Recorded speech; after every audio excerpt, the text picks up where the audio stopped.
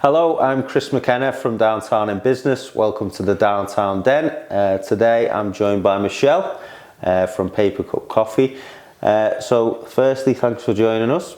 And secondly, do you want to tell us a bit about yourself and what you do at Paper Cup?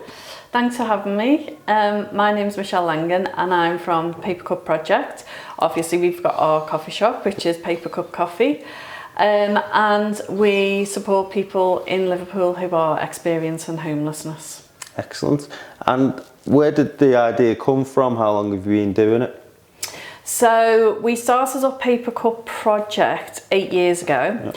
And that initially started when I came back from London and I was living in London and I used to work in magazines, and then I came back to Liverpool and I started noticing that there was more homeless people than I'd seen before I left. And I think probably the storyteller in me, I kind of wanted to know what the stories were and how these people had ended up on the streets. So I thought the best way to kind of find out what people needed was to speak to them and find out, you know, what their background was, how they ended up there. So myself and another girl, just two of us, used to go out every Monday night with a nana's shopping trolley filled with sandwiches and with a flask, and we'd just go around and talk to people. And we started doing that, and I would write about the people that we met, and I'd share that on Facebook because I wanted to challenge the perceptions a bit as well, you know, around homelessness and what we kind of thought and think that homeless people are.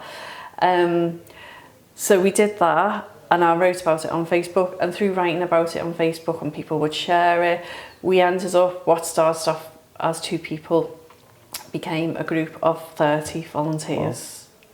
Wow. In what space of time was that? That was like pretty quickly, like within a few months, because what it was, groups from different workplaces would come. So we had a group that came from Matalan. One of their staff followed us and was reading the stories, and then went back to work and was telling them about us. And then obviously a lot of companies now have like corporate social responsibility, so they then came to us and said, well, can we come out? So we had like loads of their staff came out with us, and then staff from one of the housing associations started coming out with us as well. So it just snowballed from that, really.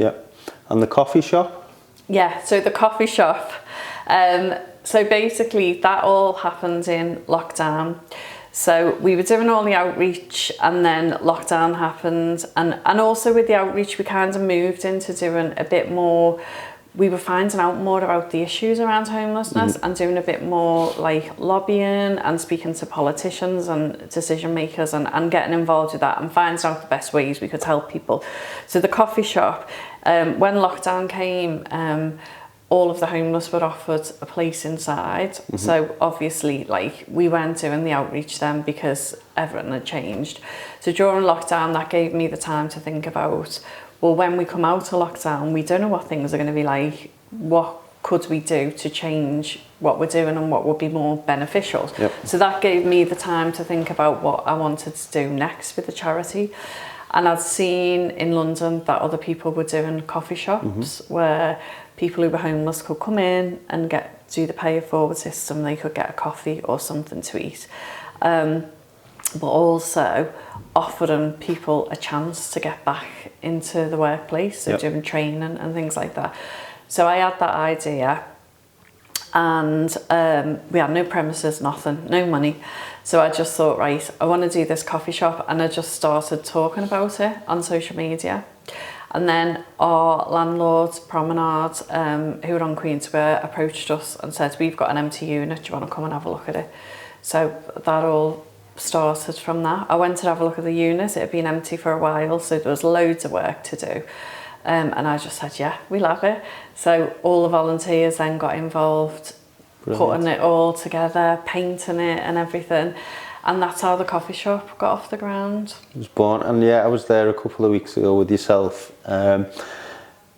And we were talking about, recent stats released around homelessness, and it's not great, is it? No. And we were talking about Liverpool specifically, so is there anything you want to obviously highlight, or anything you've seen over the past 8 years, and how people can get involved to support? Yeah, the thing which we've seen a growth, obviously, and I spoke to you about that, didn't I, about how, from 8 years ago to where we are now, it's just gone crazy. The figures that we're seeing now, like not just Liverpool, but all over the country, it's just like crazy. The figures, have doubled over the past, I think since 2010, the figures of rough sleepers have increased by 100%. And also the worrying thing is the amount of families that are becoming homeless. And obviously that's something that we don't see in the shop all the time, but we have seen it. We have seen homeless families in Liverpool, and we do know that there's a lot of homeless families in temporary accommodation, because we work with a lot of the other charities in Liverpool, like Whitechapel, that are doing amazing work.